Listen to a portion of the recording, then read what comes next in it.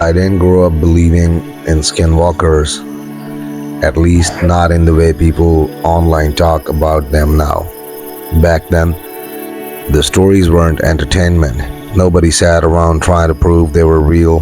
Nobody laughed about them during daylight and turned them into ghost stories for tourists. The older people in Southwest spoke about certain things differently, quietly, like warnings. I first heard the word when I was 19, driving through the deserts near the edge of Navajo Nation with a friend during the summer of 2008. We were hauling equipment for a construction company, taking temporary jobs wherever we could find them across Arizona and New Mexico. Most of the work happened far from cities, the kind of places where gas stations closed before midnight and trailers sat miles apart from each other beneath endless black sky. I remember how empty the desert felt at night. Not peaceful empty, exposed empty. There was a difference. In forests, darkness feels crowded. In the desert, darkness feels like something watching you from very far away. The roads stretched forever out there, just cracked pavement, cutting through red earth and dry brush, while mountains sat black against the horizon. Sometimes we'd drive for an hour without seeing another vehicle, and every local we met told us the same thing sooner or later. Don't stop on the roads at night if you can avoid it. Most won't explain why. A few laughed after saying it, but it always felt forced, like they regretted mentioning it in the first place. One old man at a gas station outside a tiny town near the reservation looked directly at me after overhearing where we were headed. "You hear something calling out, you there. You keep driving," he said. That was all. Then he walked away. At the time, I thought it was just desert superstition. Every isolated place has stories. You spend enough nights under open sky, your mind starts filling silence with things that aren't there. But after a few weeks working out there, I started noticing something strange. Nobody whistled after dark, not the workers, not the locals, nobody. One night I finally asked a Navajo guy working with us about it while we were unloading equipment near a remote stretch of highway. The second I mentioned the word Skinwalker, his entire expression changed. Not fear exactly, recognition.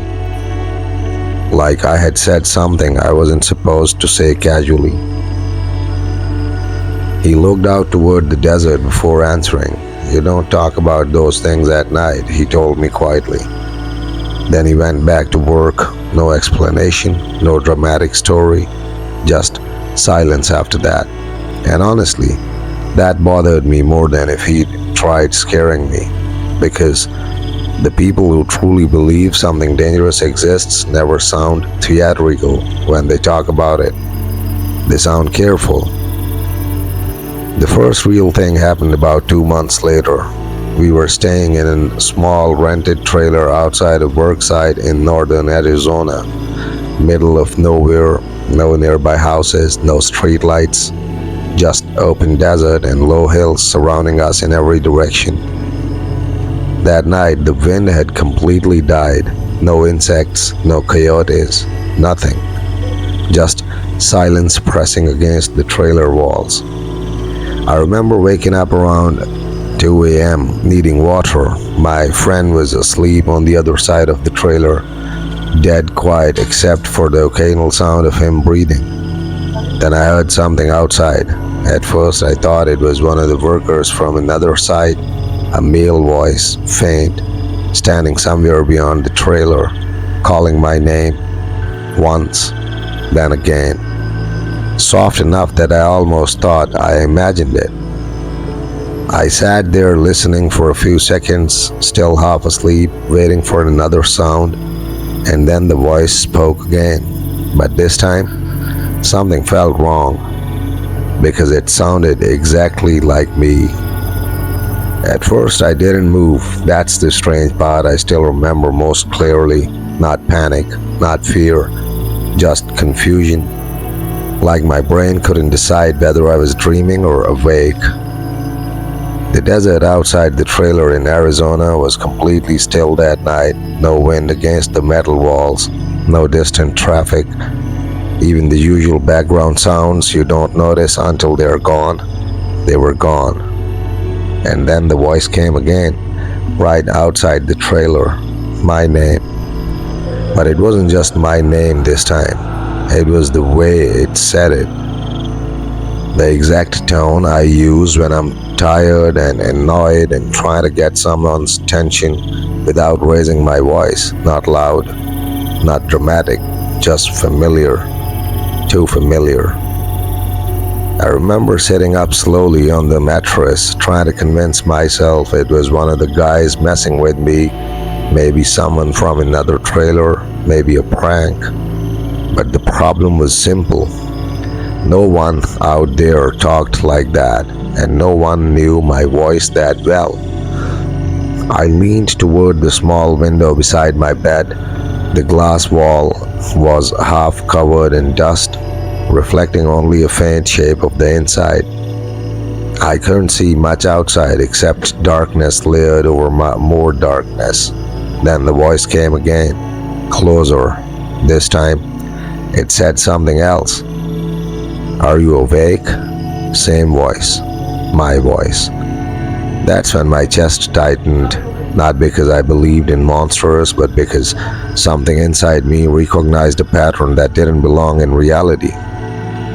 People imitate voices, phones distort them, wind can play tricks, but nothing should sound like you thinking.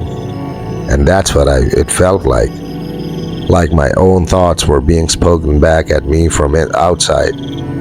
I got off the bed quietly, no lights, no sudden movements. I walked toward the small curtain covering the door window, trying not to make the floor creak. Outside, the desert was black and endless, the kind of darkness where distance disappears completely. I pressed my eye near the gap in the curtain. Nothing. Just the outline of the trailer steps and the flat ground beyond it. For a second, I almost convinced myself it was nothing. Then I heard footsteps, slow, not running, not wandering, standing directly outside the door, and then a knock, not aggressive, not random. 3 slow hits on the metal door, like someone waiting for a response. I didn't answer, I didn't move, because right after the knocking stopped, the voice spoke again. And this time, it wasn't calling my name.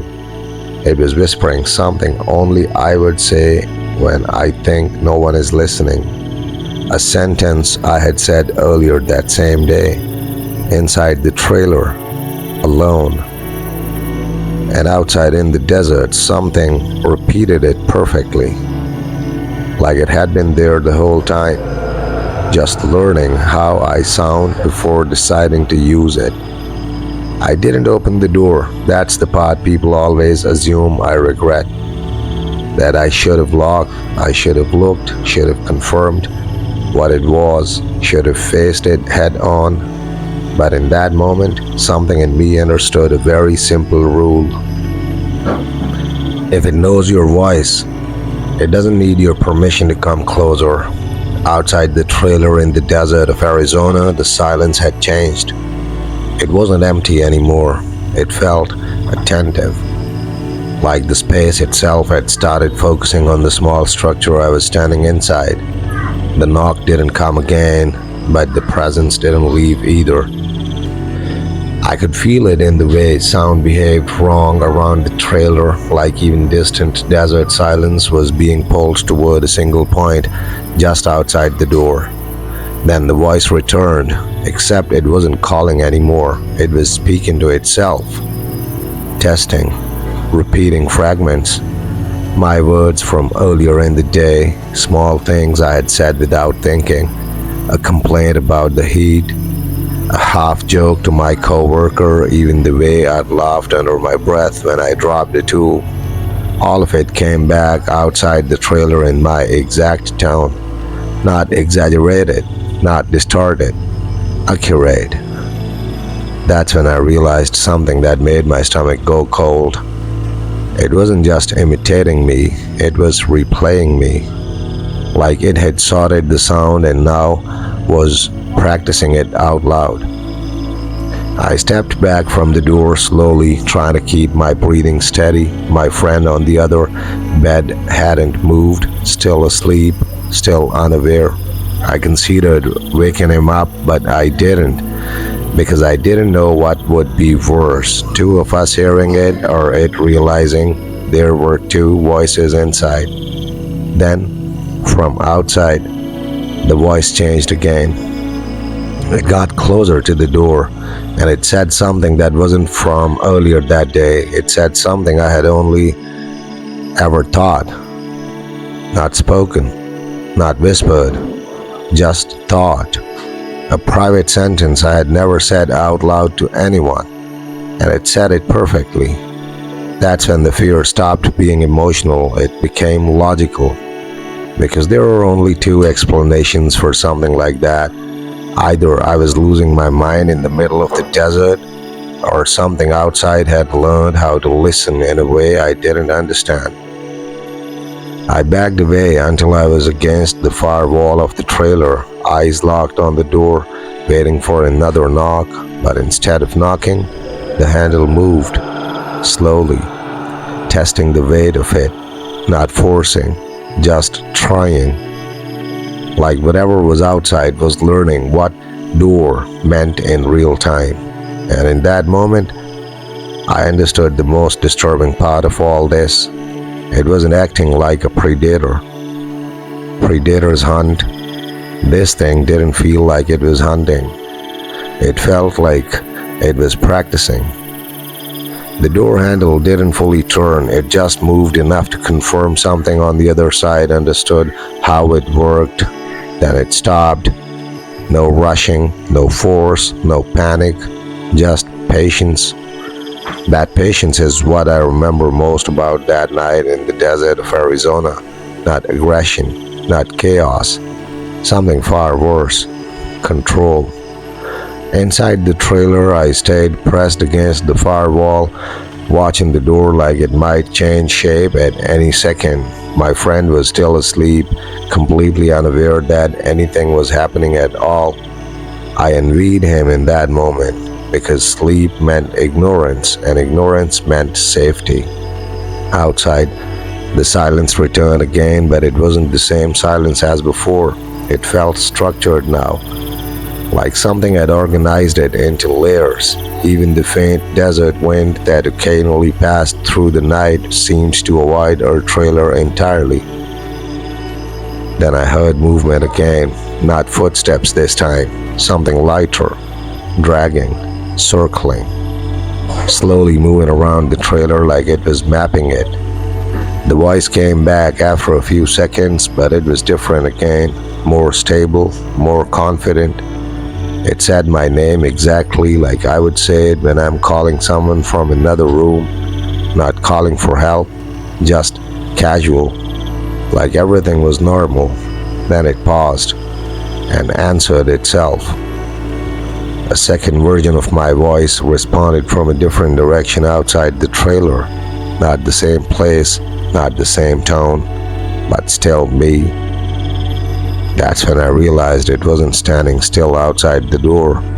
There was more than one sound, more than one position. Like something was moving around the trailer while still speaking from multiple angles at once. I slowly looked toward the small side window. The glass reflected only darkness and faint interior shapes, but for a split second, just long enough for my brain to register it, I saw movement outside. A silhouette, tall enough to be a man, standing too still, and then it leaned slightly toward the window. Not quickly, not suddenly, just enough to acknowledge it had noticed me noticing it. And then it spoke again, right outside the glass. My voice, perfect, calm, saying something I never expected to hear, echoed back. It's okay. You can open the door. But the worst part wasn't the words, it was the tone. Because it wasn't trying to trick me anymore. It sounded convinced. When it said that through the window, it's okay, you can open the door. Something in me almost reacted before I could stop it. Not because I believed it, because it sounded like me, and when I'm trying to calm someone down, that same soft tone, that same steady pacing, like there's nothing to be afraid of.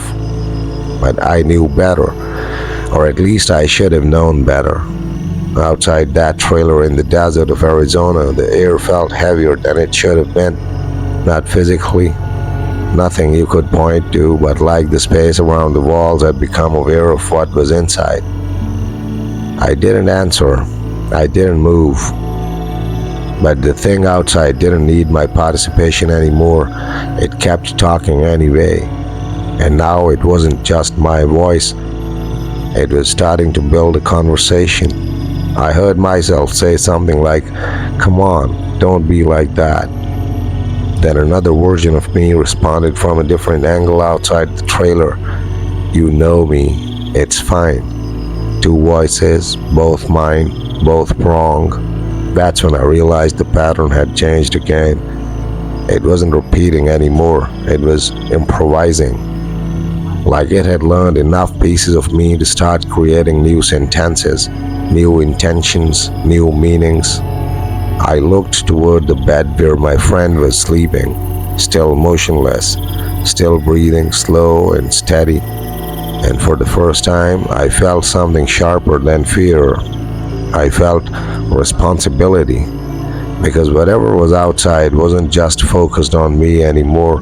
It had access to my sound, my voice, my identity. And if it got comfortable enough, it might not stop at copying me. Then came the knock again. 3 hits, same rhythm as before, but this time it wasn't waiting for permission. It was testing certainty.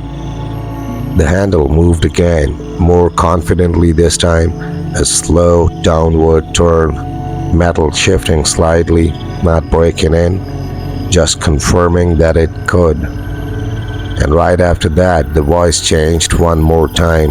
It dropped the imitation just slightly, enough that I could feel the difference, like a wrong note in a familiar song. It still sounded like me, but now it had added something underneath, something patient, something learning. And it said very quietly, "I think I understand how you work now." That's when I stopped thinking of it as a voice outside the trailer and started thinking of it as something that had already been listening long before I ever noticed it was there. The moment it said, "I think I understand how you work now," something shifted in the desert, not visually, not loudly, but in the way silence suddenly stopped feeling empty and started feeling observed. Outside the trailer in the desert of Arizona, I didn't hear footsteps anymore. I didn't hear circling. I didn't even hear breathing. It was like whatever was out there had stopped moving entirely just to focus.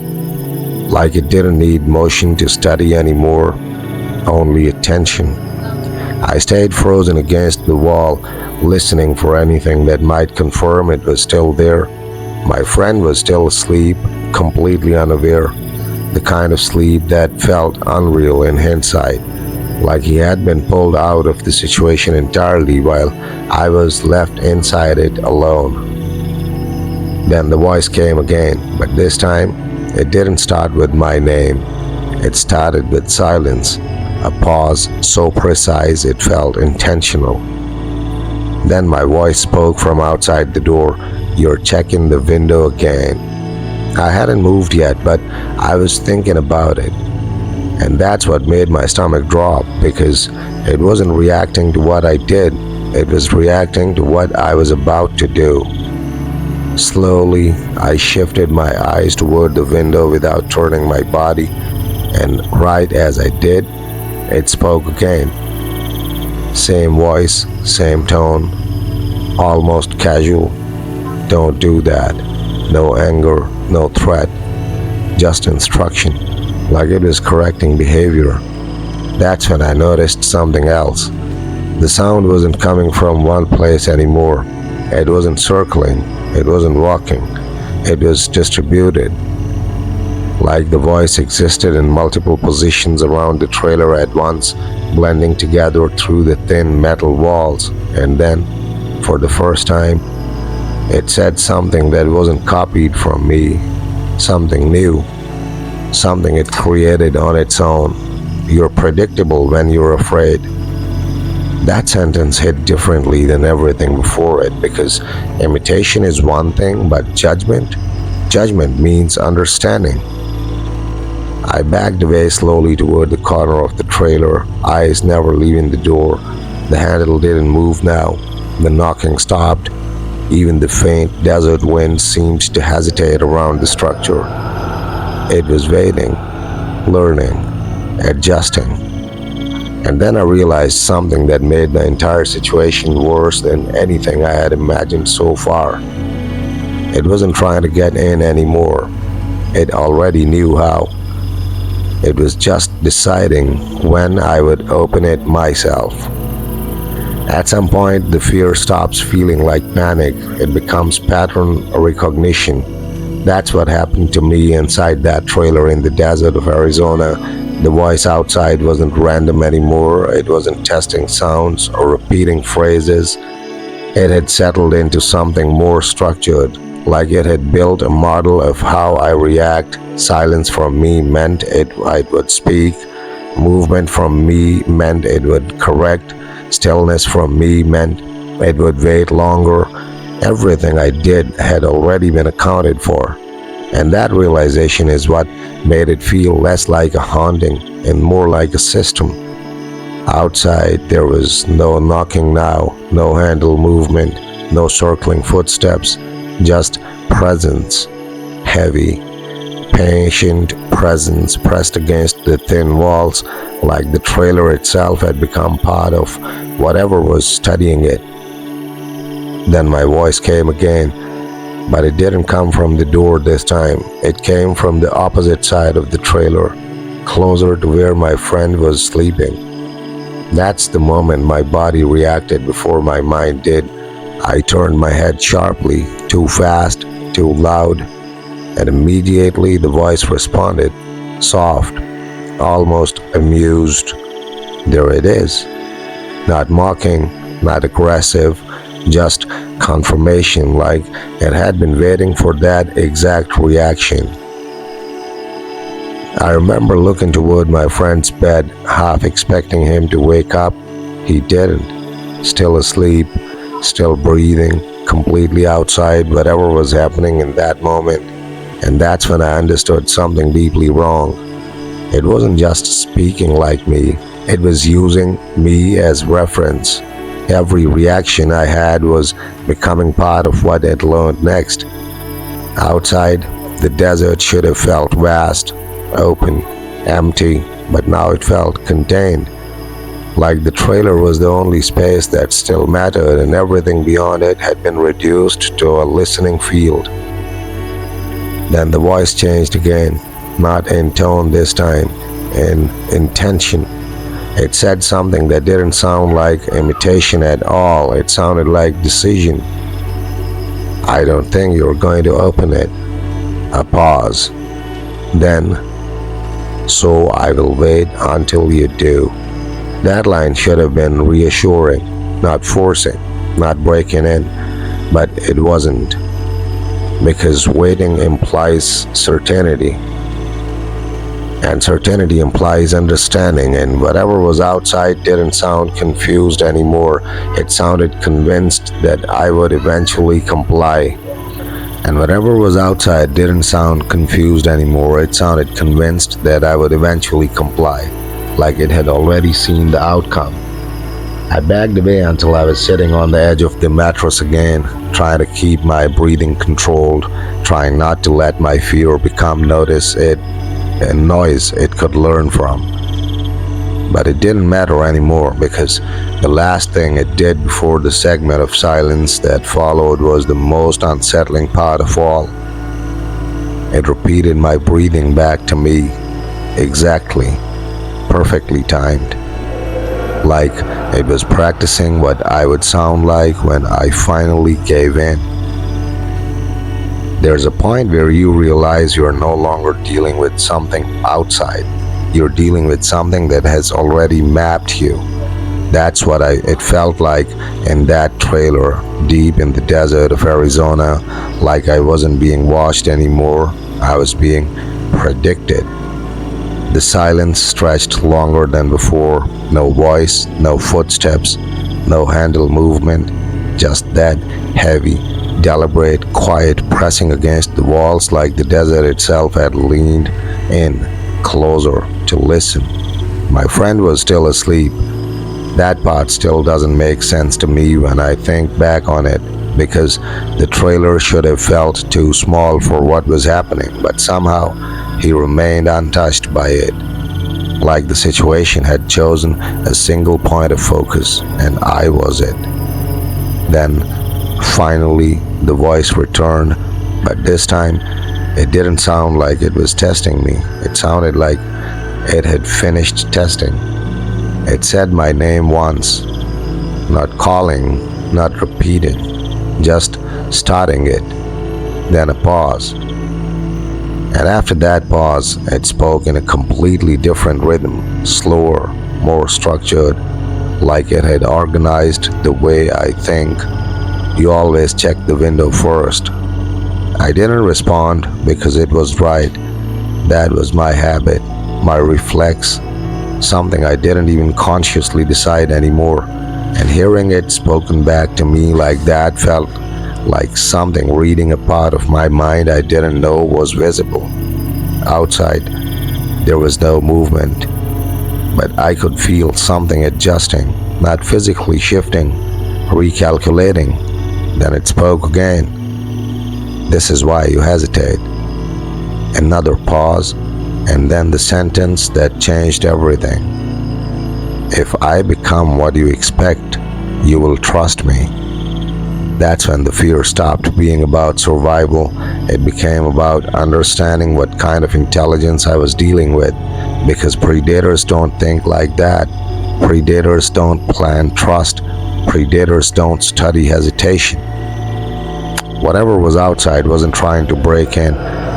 It was trying to become believable enough that I would let it in myself. I looked toward the door again, still closed, still locked.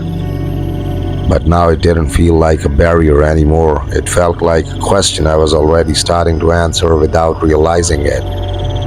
I stopped reacting the way I used to. That's the part I remember most clearly after everything escalated in that desert night in Arizona. Because the moment I realized it was learning from me, I tried doing the opposite of everything I normally would. I stayed still when I wanted to move. I stayed silent when I wanted to speak. I avoided the window completely, not because I felt safe, but because I was trying to remove data from whatever was studying me outside. But silence doesn't erase observation, it only changes what is being observed. Outside the trailer, there was no longer any voice for a while, no imitation, no knocking, no movement, just that suffocating desert stillness, like the entire world had paused to see what I would do next. My friend still slept. I remember looking at him again and feeling something strange, not relief, but distance. Like he was no longer part of the same reality as me, like the space around him had been marked as uninteresting by whatever was outside. And that thought scared me more than anything else, because it meant I was the only variable it cared about. Then it spoke again, but this time it wasn't testing tone or copying phrases, it was describing me. You change when you are observed. My breath caught, not because it was wrong, because it was right. It continued. You try to become still. A pause. You are still now. It was narrating me in real time, not guessing, not imitating, describing, like it was running comparisons between what I normally do and what I was doing in that exact moment. Then something happened that I still can't explain properly. The voice stopped sounding like it was coming from outside. It started sounding like it was coming from everywhere around the trailer at once. Not louder, just closer in a way that made direction irrelevant, and it said, I understand restraint. That sentence didn't feel like intimidation, it felt like adaptation, like it had learned a new rule. And that's when I realized something terrifying. It wasn't stuck outside trying to get in. It was already building a version of me that would eventually let it in. Not through force, not through trickery, but through familiarity so precise I might not recognize the difference anymore. And for the first time that night, I didn't feel like I was being hunted. I felt like I was being drafted. At some point, the desert stops feeling like a place, it starts feeling like a boundary. And I remember realizing that inside that trailer in Arizona, I wasn't just inside a structure anymore, I was inside something's attention. The silence had returned again, but it wasn't the same silence from before. It was structured, controlled, like it had been placed there deliberately. My friend was still asleep, still completely untouched by whatever was happening, and I remember thinking something I still don't fully understand. Why me? Why only me hearing it? Why only me being spoken to? Then the voice came again. No build up this time, no testing, no imitation games, just clarity. It said my name once, and then it said, I won't need the door. I froze, because something in the way it said that wasn't a threat anymore. It was certainty. A few seconds passed, then the handle moved again, slow, precise, not turning fully, not forcing, just confirming something. And then it stopped. No sound after that, no footsteps, no voice, nothing. And that absence felt worse than everything before it, because I realized it wasn't waiting outside anymore. It had shifted the situation entirely. It wasn't trying to get inside the trailer, it was waiting for me to change my mind about what inside even meant. I stayed frozen on the mattress, staring at the door, not moving out all at once, not because I chose restraint, but because I didn't trust that movement was still mine to control.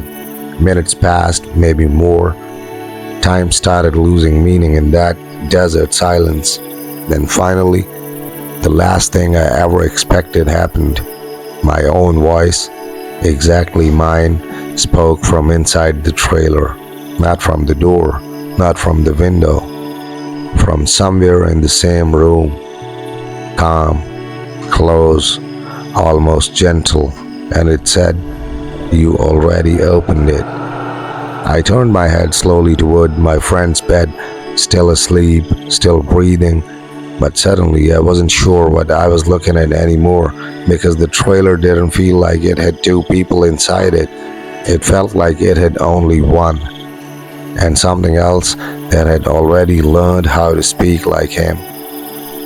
After that sentence, you already opened it, something inside the trailer in Arizona changed in a way I still struggle to explain. Not outside, not the desert, not the door, me. Because suddenly, I couldn't trust where the voice was coming from anymore. It wasn't just outside, it wasn't just around the trailer. It was blending into perception itself, like my brain was no longer able to separate memory, thought, and sound properly. I looked at the door again, still closed, locked, but I didn't feel the same certainty about it anymore. That's the first thing it takes, I think. Not your safety, your certainty. My friend was still asleep on the bed, but now even that felt uncertain in a way I can't justify logically.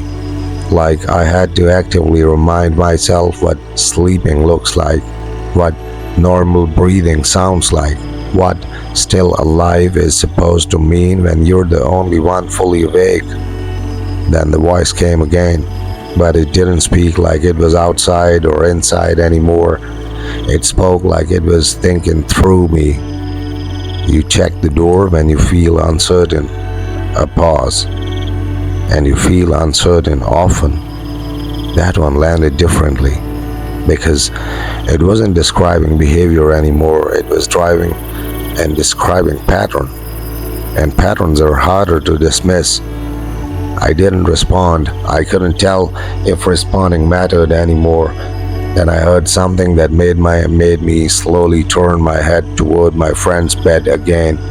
My friend shifted slightly, just a small movement, a turn, normal, human. But the voice reacted instantly, softly, almost satisfied. There it is. Not directed at me, at him. That's when I realized the most disturbing possibility so far. It wasn't limited to copying me, it was expanding its range. Not just voice, not just language, but behavior, presence, timing. And as I watched, my friend's breathing changed slightly, just enough that I noticed it wasn't matching the rhythm it had been for the last few hours. The desert outside stayed silent, but inside the trailer, the silence had become layered, like something was now listening from two directions at once. And then the voice, still my voice, still perfect, spoke one final line in that segment. I don't need you to open the door anymore. A pause. Then, I can already hear what's inside. I wish I could say the night ended after that something changed, that I ran, that I left the trailer in the desert of Arizona and never looked back. But the truth is simpler and worse in a quieter way. Nothing ended. It just stopped needing to speak. After the last sentence, I can already hear what's inside. The trailer fell into a kind of silence that didn't feel empty anymore. It felt complete, like everything that needed to be understood had already been understood. I stayed still for a long time. I don't know how long. Time gets unreliable when your mind stops trusting what it hears. My friend eventually woke up. I remember that clearly, not dramatically, not screaming, no sudden realization, just a slow shift, him sitting up, rubbing his face, asking me why I was still awake, normal voice, normal tone, normal human presence, and for a moment, I almost broke. Because hearing something normal after that kind of night feels like falling out of deep water and suddenly remembering air exists. I looked at him, then at the door, still closed, still locked. Nothing had broken in, nothing was standing outside anymore, at least nothing I could confirm. But I didn't answer him right away because I needed to know something first. I opened the door, just slightly, not because I was told to, not because I wanted to, but because I needed to prove to myself that the world still behaved the way it should. Outside, the desert was empty. No footsteps, no presence, no voice. Just wind moving across the sand like nothing had ever happened in Arizona. My friend came outside too, confused, asking what I was doing. I didn't answer him properly because I was listening, waiting for something to repeat itself. But it never did. That's the part that still stays with me. Not that it attacked, not that it spoke, Not even that it imitated, but that it stopped at the exact moment it no longer needed to. We left that place the next morning. We didn't talk much on the drive, and I told myself it was over. Just exhaustion, just desert paranoia, just a bad night.